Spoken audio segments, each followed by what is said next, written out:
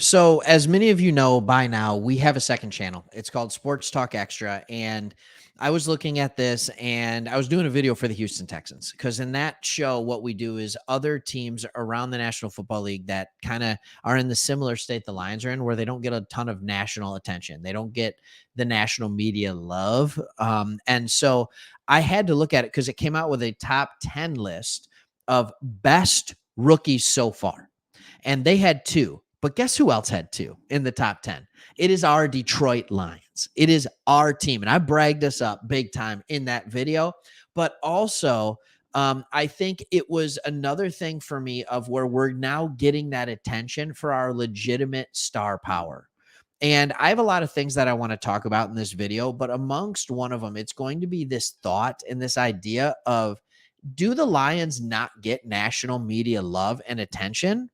Or just were they not good enough to get the national media love and attention for the last 30 years? Because I feel like since Barry Sanders, the last 24 years, like who's tuning in for what? And I think we know this deep down. And I think it's starting to prove itself by the fact that we had 5 primetime games this year. I think it's starting to prove itself by the fact that no team has a higher national TV audience view rate than the Detroit Lions. So naturally, people are going to start talking about us nationally because we've been doing stuff nationally. So that is a thing. But I want to talk about 3 different players that are getting love. 2 of them are rookies and one isn't. And quite frankly, the third isn't giving love. So I'm going to show him love. But let's go ahead and take a look at this list. This is ESPN did the top 10 best first years so far. All right. And it wasn't young quarterbacks, it's just top 10. So number 1 is CJ Stroud. Understandable. He was not in our reach. Jalen Carter's there. We were happy with Aleem McNeil. Carter's been phenomenal. Like he's been really, really good. Puka Nakua, like what can you say? Dude almost has 50 catches already in 5 games. Just insanity. He's averaging 9 catches a game, which is nuts to me. And even with Cooper Kupp coming back, he still had a bunch. You have Devin Achane, like he's had 38 carries. He is averaging well over 10 yards a carry. And it just like stupid video game numbers. It's unfortunate with his injury. You have Devon Witherspoon.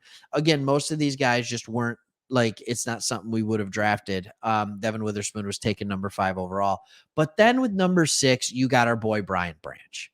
And I would make the argument, if I can be completely honest, that he has been better than Witherspoon because he's been phenomenal. But I understand why they're putting him there. He, has that right ankle injury that he missed week 5. So it's hard to keep him there. It's a, what have you done for me lately? He's got the pick 6. And then he's just been solid. But if he's one of those guys where when you watch the entirety of a game, he is everywhere. He is everywhere around the field. He's unbelievable, and his numbers back it up. If I'm going to be completely honest, his run defense grade is an 89 at PFF. His solo tackles is tied for 9th at his position at corner. And I think that's one of the things that I am just amazed by because and that's without not playing a game. He'd be at 30 and he'd be up even higher. He has 1 missed tackle. That's insane. For a guy of his size, a guy who's 6 foot, 203 pounds, for him to have 1 missed tackle when he has 21 or 23 solo tackles, are you kidding me on this? Like that's nuts. I mean, and so we've all seen the pass coverage, but what he's been even more amazing at is getting those stops, getting those tackles. He's just been really, really phenomenal at that. So let's continue on the list. Make sure that I'm still showing it to you. I am. That's good. All right. So New England Patriots, Christian Gonzalez is 7. So this is the DB territory. All right. And then we get Sam Laporta. So they put Sam Laporta at 8. I kind of have a problem with this. So I'm going to make an argument that Sam Laporta not only should not be number 8, I think he should be in front of every single one of these players. I think he should be number 5. I think he should be the one dropping Devin Witherspoon down. I think it should be Laporta 5. I think it should be Branch at 6, where he still is. And then it should be Witherspoon at 7, Gonzalez at 8. And then I'm fine with anything else. Here's the reason I feel that way. Sam Laporta is doing something that no rookie tight end has ever done. Most catches in first 5 games, I can't confirm that. Most yards in first 5 games, like just all of these things that he's doing. He is a rookie amongst tight ends in the NFL right now. All tight ends. Yes, Mark Andrews. Yes, Travis Kelce. Yes, Kyle Pitts. I don't know why I threw him in there like he was a great one, right? Like all the tight ends that we have, all the talent, all the TJ Hawkinson. He is 6th in targets. He is 4th in receptions in the league for tight ends. He leads the league. He leads all tight ends in receiving yards. All tight ends, he leads in receiving yards. And he is tied for first for receiving touchdowns by a tight end.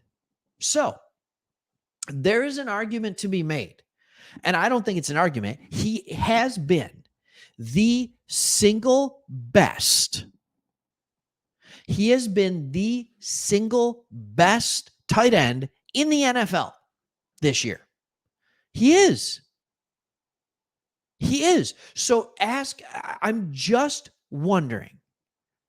I need to ask the question. Why is he number 8 on the list of rookies when he is the best tight end in the NFL so far this year?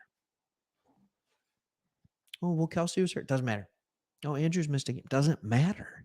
He has been the best tight end. Real football, fake football, fantasy football, right? It doesn't matter. He's been the best. He's a must start in fantasy. And it's at a position that is so unbelievably difficult to be the best at. So let me know what you think. I mean, I could even make an argument that he needs to be ahead of Achane, and he needs to be number 4. Like, I don't think you move him ahead of Puka, because Puka's been one of the straight best wide receivers in the NFL. So I just kind of wanted to have this conversation. And then I want to throw a fun little fact at you. And I don't know if I'll make a separate video for this or not, but Jared Goff, and you can say what you want about PFF and all that kind of stuff. I think we've all known Jared Goff looks pretty good, but there was something that was absolutely nuts to me when I looked this up. Jared Goff is right now he's not a top 5. He's not a top 4, 3, 2, or 2. He is the number 1 PFF rated quarterback. I would not have guessed that.